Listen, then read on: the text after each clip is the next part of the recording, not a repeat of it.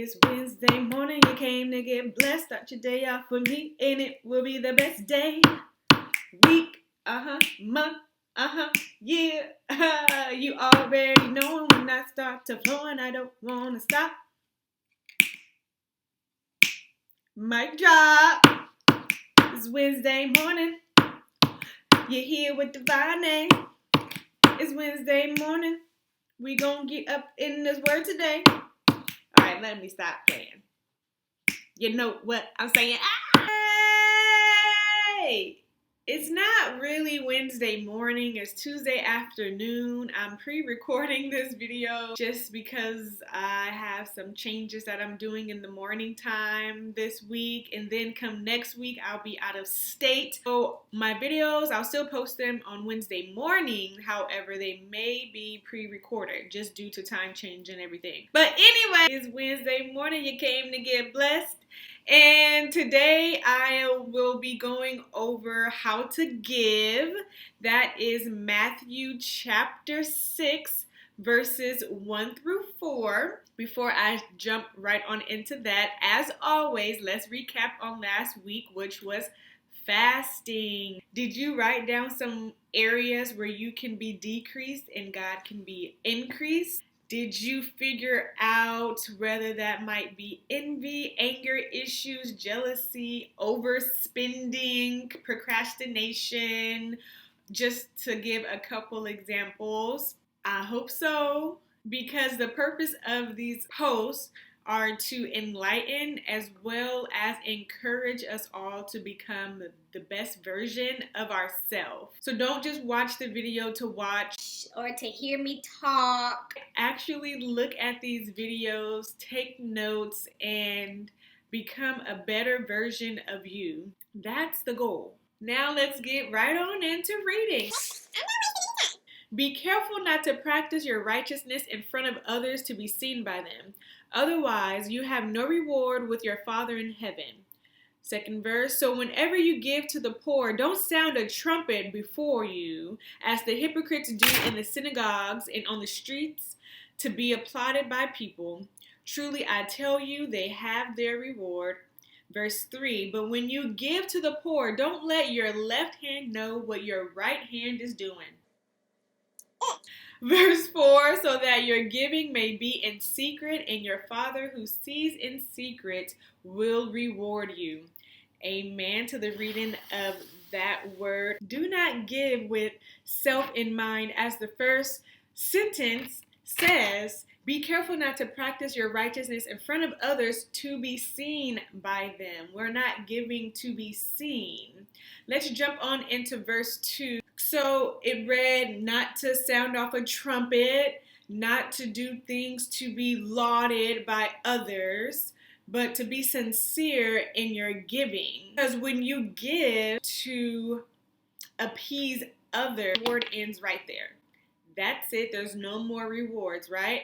And truly, the reason for us reading the Bible and following the Sermon on the Mount is to experience that internal glow up, is to die off of self, of flesh, and increase in God. But most importantly, it's following the word that was left to guide us, to provide those steps, how to walk down that narrow path. End goal always to be that when we perish, we want to hear these words.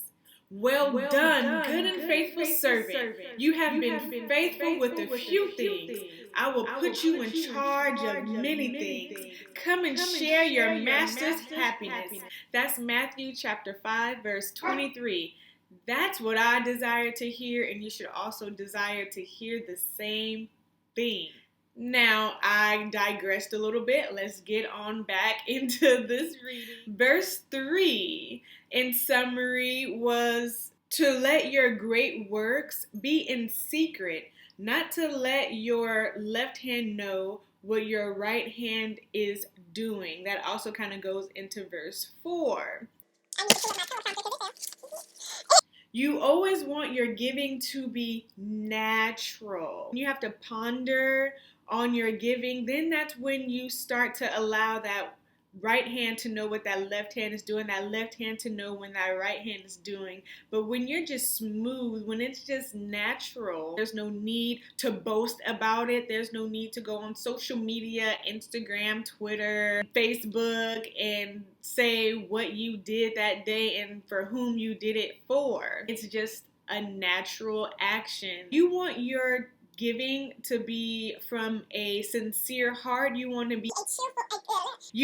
be a cheerful giver. You want to have passion and love behind your giving. You don't want to give with hate. You don't want to give with resentment. Here, take it.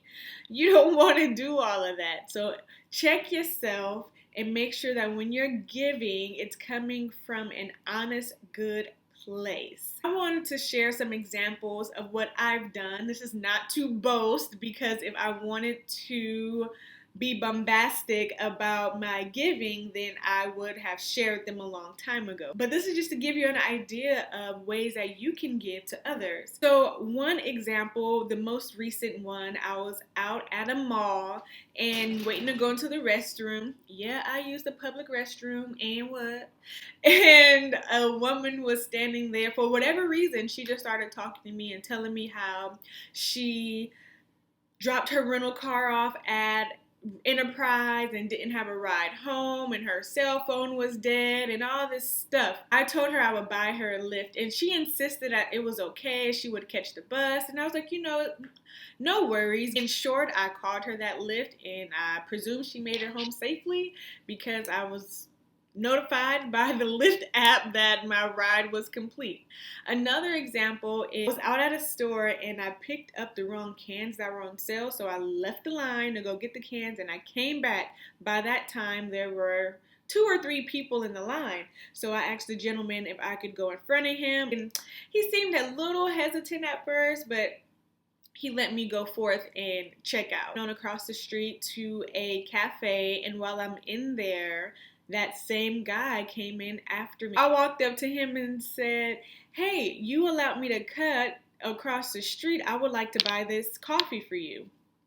And he insisted that I didn't have to, but I told him it was no worries. He did a good deed for me, and I just wanted to pay it forward.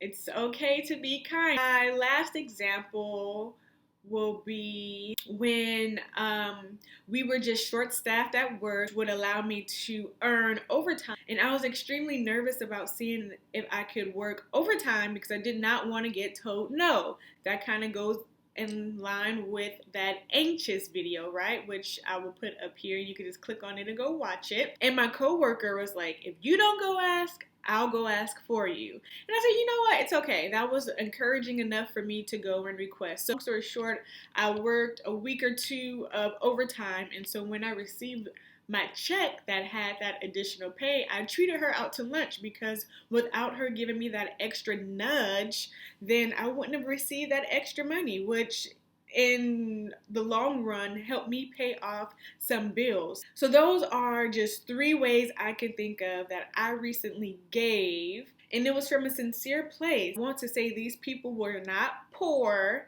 because I know the scripture mentions when given to the poor. So if ever they come across this, I don't want anyone offended.